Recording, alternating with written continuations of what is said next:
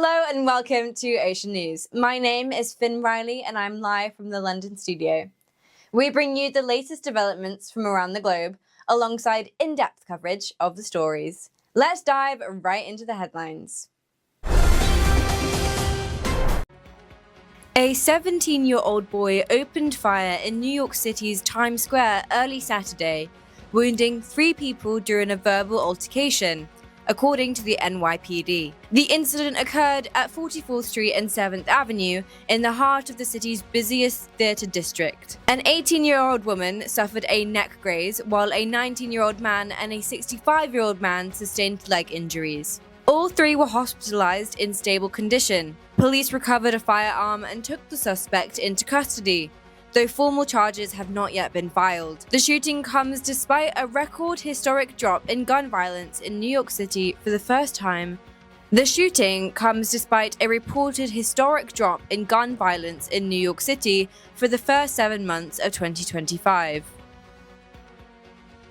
Pakistan's Army Chief Field Marshal Syed Assam Munir is on an official visit to the United States, where he has held high-level meetings with senior American military and political leaders, according to the military's media wing. His engagements include attending the CENTCOM Change of Command ceremony in Tampa, meeting U.S. Chairman of the Joint Chiefs of Staff General Dan Kane, and interacting with chiefs of defense from allied nations. The visit signals renewed Pakistan-US cooperation under President Trump, following years of strained ties. Assam Munir also met with Pakistani diaspora, encouraging investment and confidence in Pakistan's future. This marks his second US visit since June, reflecting deepening strategic and defense ties between the two nations.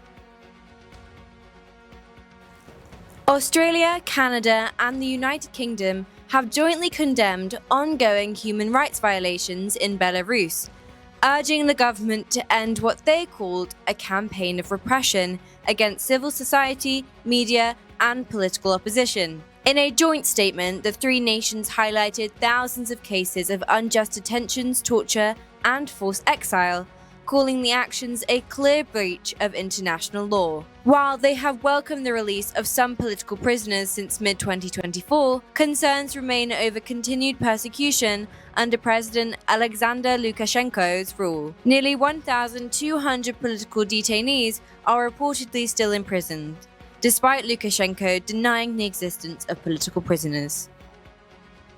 Palestinian Foreign Minister Bassem Al-Ghabakian Shahin has urged the international community to take decisive action against what she described as Israel's ongoing genocide in Gaza. Speaking ahead of an emergency UN Security Council session, Shahin called on world leaders to uphold international law and confront Israeli impunity. The session follows Israel's controversial plan to seize Gaza City, displacing nearly 1 million Palestinians, a move widely condemned by global leaders and rights groups. Shahin emphasized that the atrocities committed over the past 22 months reflect Israel's expansionist ideology, asserting that peace in the region and beyond is impossible without Palestinian rights and statehood.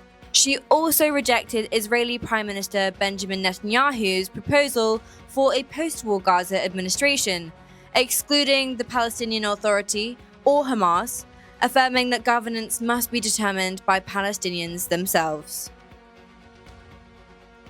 Thousands of protesters took to the streets of Tel Aviv to oppose Prime Minister Benjamin Netanyahu's plan to escalate the nearly 2-year Gaza war, demanding an immediate end to the campaign and for the release of hostages. A day earlier, the Prime Minister's office said the Security Cabinet, a small group of senior ministers, had decided to seize Gaza City, expanding military operations in the devastated Palestinian territory, despite widespread public opposition and warnings for the military to move could endanger the hostages. The Israeli government has faced sharp criticism at home and abroad, including from some of its closest European allies, over the announcement that the military would expand the war. The full cabinet is expected to give its approval as soon as Sunday. Pakistan has dismissed as comical India's claim of downing 5 Pakistan Air Force PAF jets during the May border clashes, asserting instead that not a single Pakistani aircraft was hit. Defense Minister Khawaja Asif stated that Pakistan successfully neutralized 6 Indian fighter jets, including Rafales, destroyed key assets such as S-400 air defense systems and drones, and disabled multiple air bases. Citing international reports and alleged admissions from Indian military sources, Asif attributed India's heavy losses to a significant intelligence failure and the effectiveness of Pakistan's J-10 fighters equipped with PL-15 long-range missiles.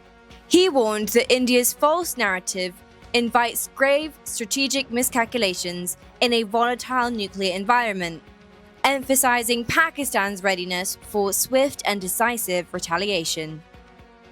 Chad's former Prime Minister and opposition leader, Success Masra, has been sentenced to 20 years in prison after he was convicted of disseminating racist and xenophobic messages that incited violence. Masra is a staunch opponent of President Mahamat Idris Deby, who nonetheless served as Prime Minister in Deby's interim government for about 5 months before running against him in May 2024 election. Chad's prosecutor launched an investigation against him in May in relation to a clash in which dozens were killed in the southern town of Mandakau that month. In addition to 20 years in prison, Masra was ordered to pay a fine of $1.8 million.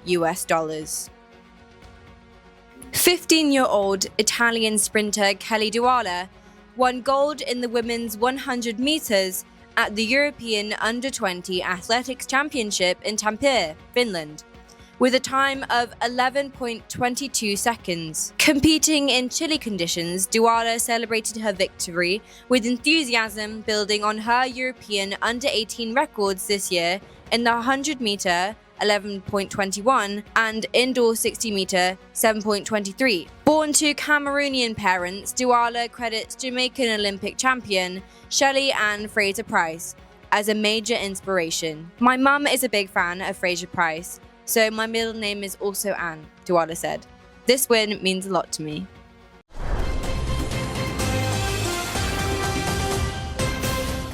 Those were the headlines. Stay with us as we delve into each story in greater detail after a brief pause.